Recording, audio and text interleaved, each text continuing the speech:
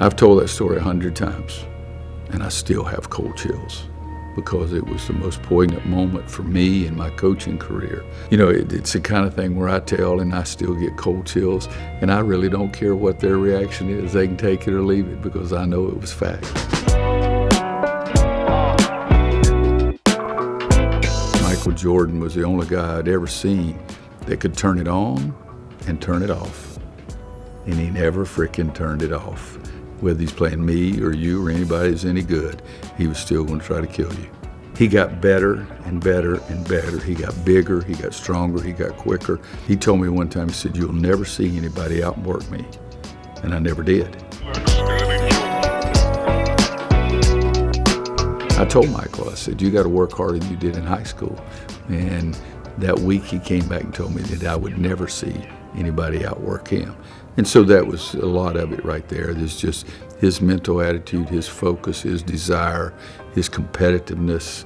I mean, nobody's ever had that, everything. I mean, God blessed him with those great gifts, but he had the heart and the brain too, and the viciousness that you need to be the best. And in my mind, I don't care what anybody says, I have a right to have my own mind. He's not only the GOAT, it's even if there's a level above that, that's who he is.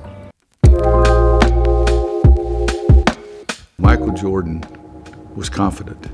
Michael Jordan was going to show everybody that he was the best, and that was the biggest moment in Michael's career. He'll tell you that right now too, that we're going to win this game right now. And all of a sudden the looks on everybody's face changed dramatically. I mean, dramatically, and I thought, oh God, we're in good shape again.